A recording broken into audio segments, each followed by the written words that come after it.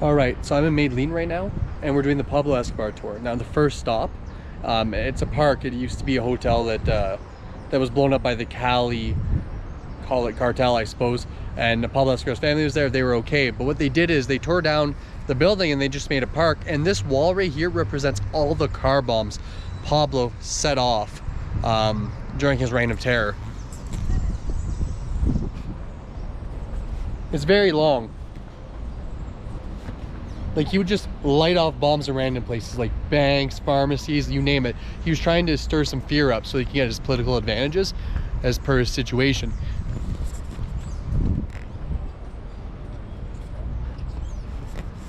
So that's a long line of car bombs going off, as well as we talked about how he assassinated a lot of judges and all that. And there's a lot of people who tried to inform everyone else that he was a bad dude.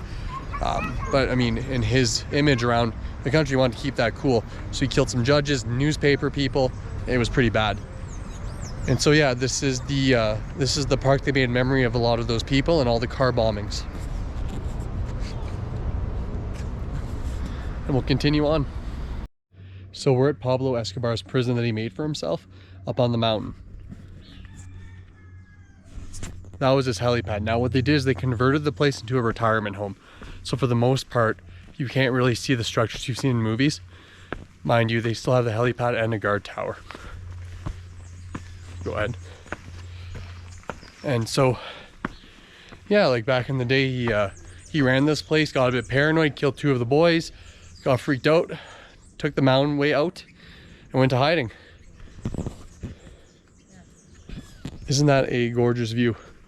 And we have a guard tower left over as well from his prison days. And it's just over here. And it's pretty cool. This used to be a guard tower. It was remodeled. I think the Catholic Church owns it now. But the last guard tower is right here.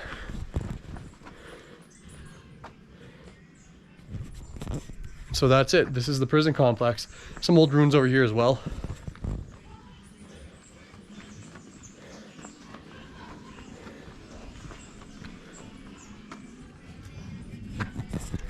But besides that, it's where retirees in need go to live out their last days. So that's all we have for this area. We'll continue the tour.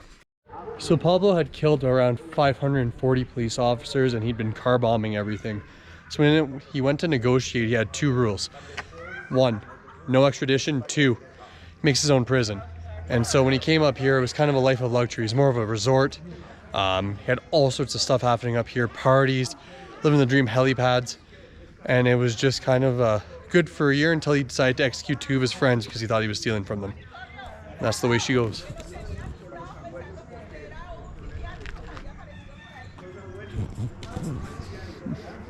All right, so we're finishing off the tour with the gravesite of Pablo Escobar and his family.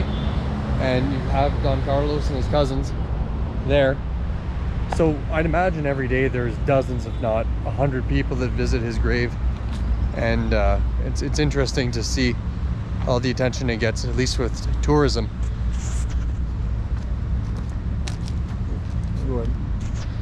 And so yeah, that's that. That's the tour of Medellin and Pablo Escobar and some of the stuff there. They did a lot of refurbishment of buildings. So there's like where he got shot, for example, that building is now a school. And it's just the way she goes.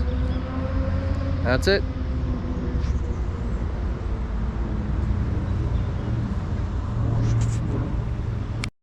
So our tour driver actually used to work for Pablo Escobar doing various other jobs, and he's just grabbing some mangoes right now. Aquí unos narcomangos, dígales.